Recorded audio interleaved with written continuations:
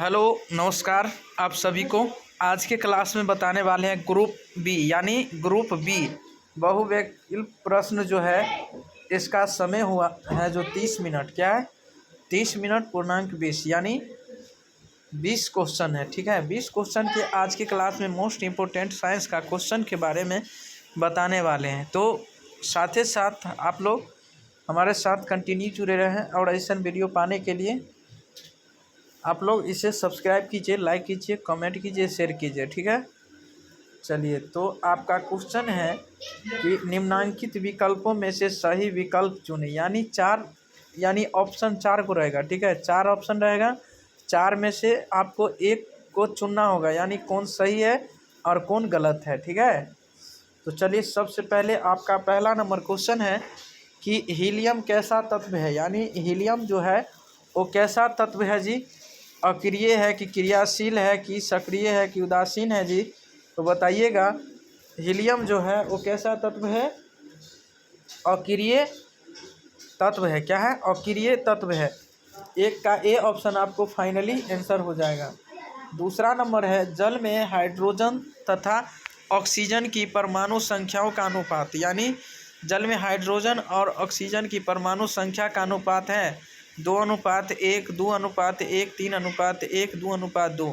तो बताइएगा इसका जो फाइनली आंसर हो जाएगा वो जो हो जाएगा यानी 2 का ए ऑप्शन, यानी 2:1 हो जाएगा। क्या हो जाएगा? 2:1। अभी से ही रट लीजिए ताकि आपको आगे दिक्कत ना हो, परेशानी ना हो। चलिए बताते हैं तीसरा नंबर। आवर्त सारणी में कितने आवर्त होते हैं जी? आवर्त सारणी में कितने आवर्त होते हैं? 7 होते हैं कि 9 होते हैं कि 8 होते हैं कि 12 होते हैं? तो बता सकते हैं कि आवर्त सारणी में कितने ये आवर्त होते हैं? कमेंट करके आप लोग ज़रूर बता सकते हैं। तो इसका जो फाइनली आंसर हो जाएगा वो 7 होगा। क्या होगा? 7 होगा। ठीक है, यानी 3 का ये ऑप्शन आपको फाइनली आंसर हो जाएगा। चलिए चौथा नंबर। सिलिका का क्या, यानी सिलिका क्या है? यानी सिलिका क्या है जी? धातु है कि अधातु है कि उपधातु है? इनमें से कोई नहीं। तो आप बता सकते हैं सिलिका जो है वो क्या है जी? उपधातु है। क्या है? उपधातु। यानी आपको 4 का सी ऑप्शन आपको फाइनली आंसर हो जाएगा। ठीक है, तो मेरे प्यारे दोस्त ऐसा वीडियो पाने के लिए हमारे साथ कंटिन्यू जुड़े रहें और साथ ही साथ इसे सब्सक्राइब कीजिए, लाइक कीजिए, कमेंट कीजिए, शेयर कीजिए। ठीक है, चलिए अगला नंबर क्वेश्चन पे ध्यान दीजिएगा। चलिए आपका अगला नंबर क्वेश्चन है कि OH का क्रियाशील मूलक कौन है? कीटोन है, एल्डिहाइड है, अल्कोहल है? इनमें से कोई नहीं। तो बताइएगा 5 का जो फाइनली आंसर हो जाएगा एल्डिहाइड। क्या हो जाएगा? एल्डिहाइड हो जाएगा। 5 का बी ऑप्शन आपको फाइनली आंसर हो जाएगा। चलिए 6 नंबर क्वेश्चन। प्रकृति में ऑक्सीजन का संतुलन कैसे बना रहता है? यानी प्रकृति में ऑक्सीजन का संतुलन कैसे बना रहता है? संयोजन क्रिया, प्रकाश संश्लेषण, अपघटन? इनमें से कोई नहीं। तो बताइएगा 6 नंबर क्वेश्चन इसका फाइनली आंसर हो जाएगा बी ऑप्शन। क्या हो जाएगा जी? प्रकाश संश्लेषण। क्या होगा? प्रकाश संश्लेषण हो जाएगा। ठीक है, चलिए अगला नंबर है पौधों में श्वसन क्रिया के अंतर्गत यानी एडीपी के टूटने से कितनी ऊर्जा मुक्त होती है जी? 3.5 kg प्रति मोल, 305 kg प्रति मोल, 3.5 kg प्रति मोल? इनमें से कोई नहीं। तो बताइएगा इसका जो फाइनली आंसर होगा वो जो हो जाएगा कितना? 3.5 kg मोल। क्या होगा कि 3.5 kg प्रति मोल हो जाएगा आपको, यानी 7 का डी यानी सी ऑप्शन आपको फाइनली आंसर। चलिए 8 नंबर क्वेश्चन है कि मानव हृदय में कितने कोष्ठ होते हैं? मानव हृदय में कितने कोष्ठ होते हैं जी? 2, 8, 1, 4? तो बता सकते हैं मानव हृदय में जो होते हैं वो कितने होते हैं? 4 होते हैं। कितने कोष्ठ? 4 कोष्ठ होते हैं, यानी आपको 8 का डी ऑप्शन आपको फाइनली आंसर हो जाएगा। चलिए मानव हृदय का औसत प्रकुंचन दाब है लगभग क्या है? 120 mmHg, 150 mmHg, 90 mmHg? इनमें से कोई नहीं। तो इसका जो फाइनली आंसर हो जाएगा 9 का मोस्ट इम्पोर्टेंट क्वेश्चन, 9 का डी आपको फाइनली आंसर हो जाएगा। ठीक है, 9 का आपको क्या हो जाएगा जी, 9 का डी ऑप्शन, इनमें से कोई नहीं। क्या होगा, इनमें से कोई नहीं।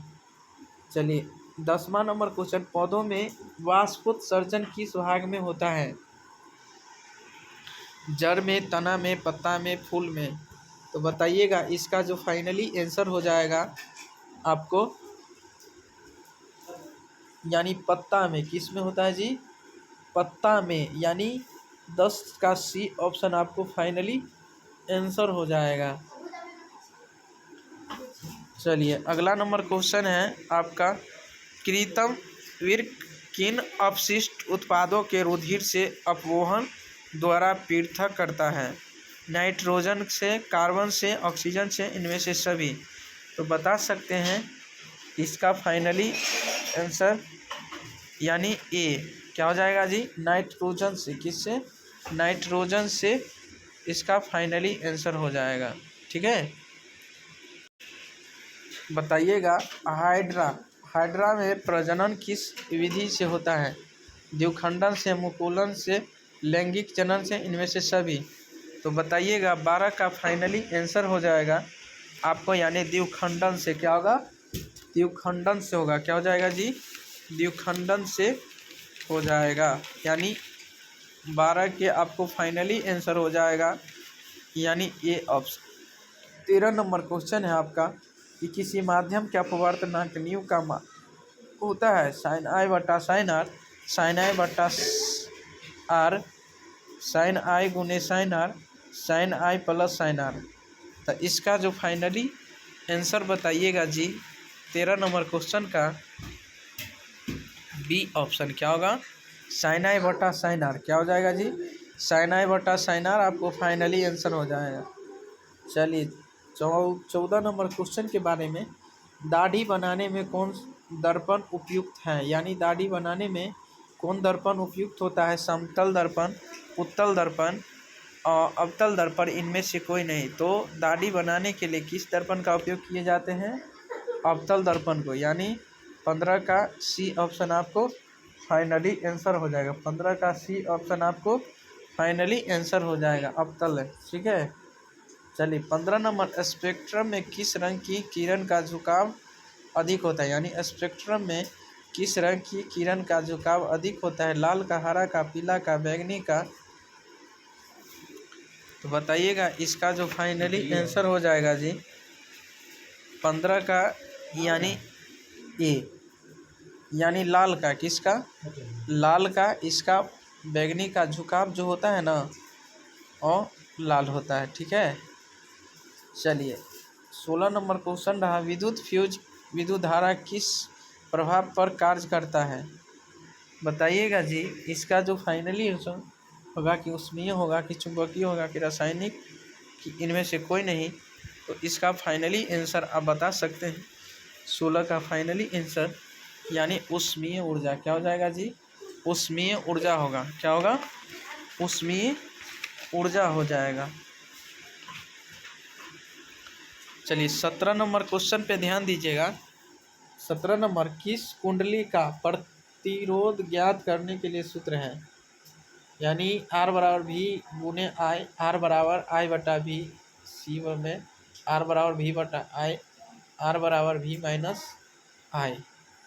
तो इसका फाइनली आंसर 7 का, ध्यान दीजिएगा, 17 का फाइनली आंसर हो जाएगा आपको, यानी आर बराबर भी बाई आई। क्या हो जाएगा, आर बराबर भी बाई आई फाइनली आंसर हो जाएगा। ठीक है, चलिए डायनेमो से किस प्रकार की धारा प्राप्त होती है? यानी डायनेमो से किस प्रकार का की धारा प्राप्त होती है जी? बताइएगा, 18 नंबर क्वेश्चन का आंसर, यानी इसका फाइनली आंसर हो जाएगा जी, वो सी हो जाएगा। क्या हो जाएगा, सी, यानी दोनों धाराएं से, यानी प्रतिवर्ती धारा से भी, दृष्टि धारा से भी होगा।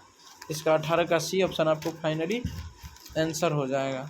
ठीक है, 19 का ध्यान दीजिएगा, कि डेंगू उत्पन्न करने वाला मच्छर किस तरह के जल में रहता है? साफ जल में, गंदा जल में जी, खारा जल में जी, मृदुत जल में जी। तो इसका जो फाइनली आंसर हो जाएगा बी, यानी डेंगू उत्पन्न करने वाला गंदा जल में ही रहता है। किस में? गंदा जल में ही उत्पन्न रहता है। ठीक है, चलिए 20 नंबर, निम्नलिखित में से कौन बायोगैस का ईंधन का स्रोत नहीं है? लकड़ी जी, या गोबर जी, या नाभिकीय जी ऊर्जा, या कोयला जी। तो बताइएगा, इसका जो फाइनली हो जाएगा गोबर, यानी गोबर गैस। क्या हो जाएगा? गोबर गैस। मोस्ट इम्पोर्टेंट क्वेश्चन है मेरे प्यारे दोस्त। तो उम्मीद करते हैं कि आप लोग बहुत अच्छे से समझ गए होंगे। तो चलिए आज की क्लास में इतना ही, ताकि आप लोग इसे सब्सक्राइब कर लीजिए, लाइक कीजिए, कमेंट कर लीजिए, ताकि जब जब लाइव क्लास आऊँ तो आप लोग को भी ज़रूर मिल सकें।